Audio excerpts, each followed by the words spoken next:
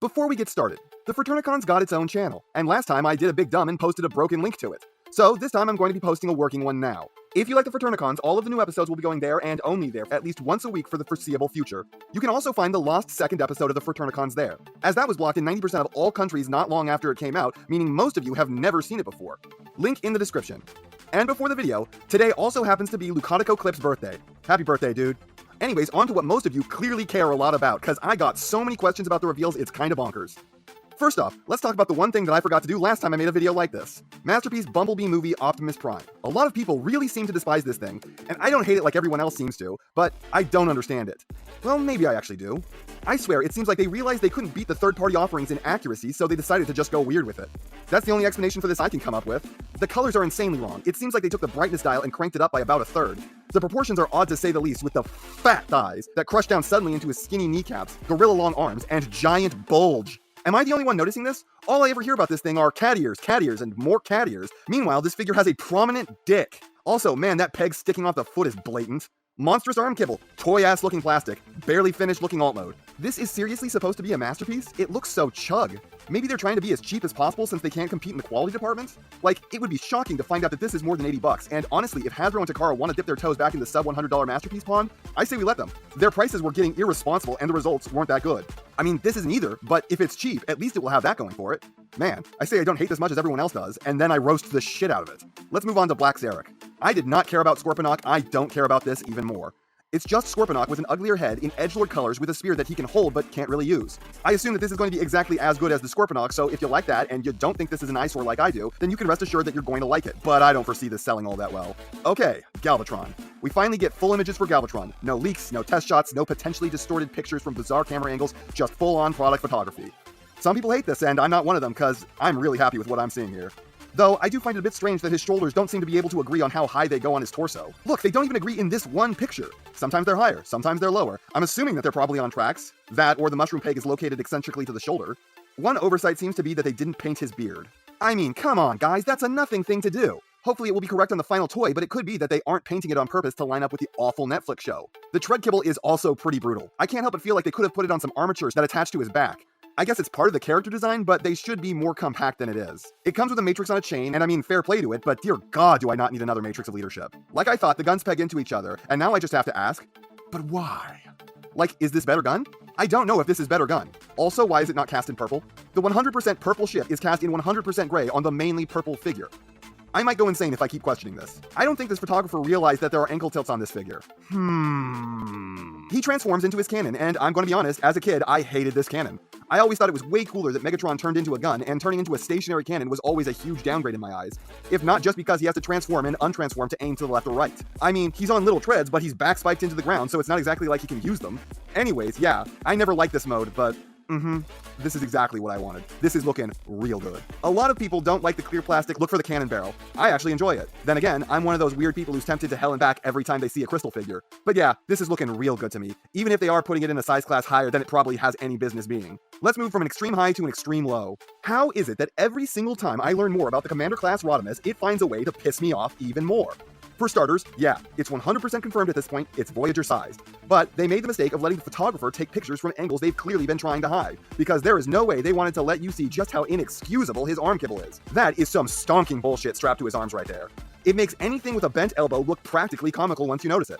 But it's got hands more posable than most official masterpieces, and I suppose that's nice, I guess. But is it $50 more than this figure has any right to be nice? It's funny that they just proved that they can do this on Voyager-sized hands, though. Makes you question why they don't do it more often. And he comes with a matrix, because of course he does. We've gotten 4 new matrices in the last 2 years, and like 7 in the last 4.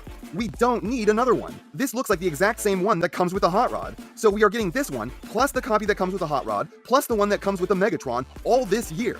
3 copies of the same Matrix in 2021. We did not need this. He comes with a sword, which is apparently from the comic Regeneration 1, a comic barely anyone read. So he used it in like one limited series where it's apparently not important enough to even get mentioned in the plot synopsis on the wiki. So this basically doesn't exist, it's not important to the character, and no one cares about this ugly looking thing. Therefore, my original statement in the previous video stands. It is not an item he is associated with in any way. And I'm sure someone's gonna tell me how wrong I am. Boy, that blast effect is absolutely hideous. I can only assume that's not finished. And look at that, the back opens up. And it has actual pistons. That sure does explain where the extra $50 is going. And the turret can detach and go on the roof because This looked like shit before, and it looks like shit now. And yet, it still manages to look like worse shit. Also, the box art is creepy. Look at his lips. Let's stop talking about things I hate and start talking about things I'm really not liking the look of. This looks terrible, guys. One of my Twitter followers told me that they love the look of this guy, and then a bit later they messaged me that the more they looked at him, the more they don't like him. Agreed. The robot head is pretty accurate, but stretched in a weird way. It is his head, but there's just something off about it. Possibly the complete lack of neck. His chest and thighs are bizarrely square, his upper and lower halves are just two distinct segments, and you know what? Basically none of that matters to me because what I truly hate here are the claws. This is the point where I finally have to tell Hasbro to fuck off with the real-life accuracy.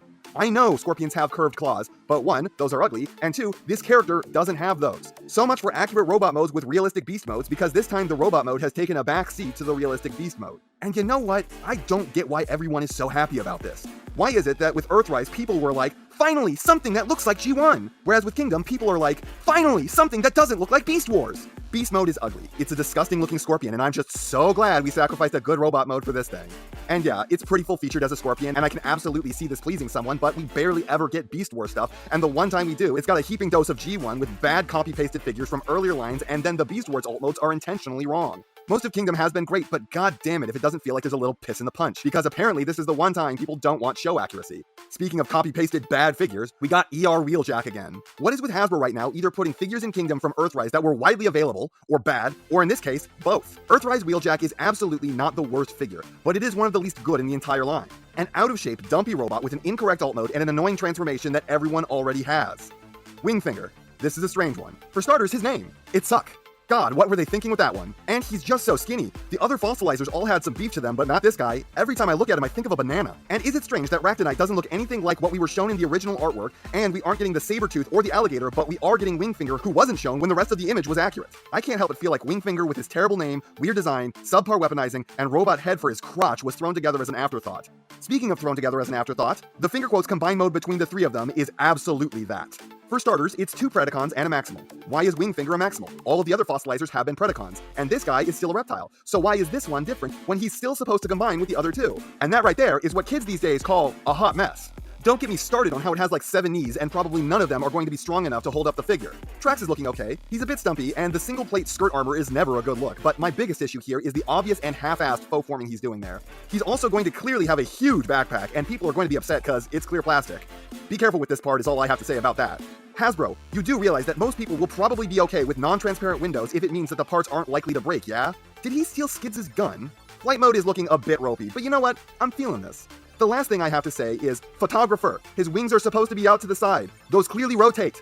Rotate them. Rhinox. A lot of people are really liking this one, and I am impressed that they made an alt mode that cohesive and yet has so little kibble in both modes, but I do have a few issues. For starters, he's yet another faux former. Could you guys seriously not get his jaw where it's supposed to go? Both his other figures did that just fine. His wrists are too big and his hands aren't big enough. Those guns are stupid flat, but most bafflingly of all, I thought the whole point of what was being done with this line was realistic beast modes and relatively accurate robot modes with dead-on accurate robot heads. So what happened here? Every other figure, even the ones like Cheetor and Scorponok that are just proportionally off in some directions, still had the correct head.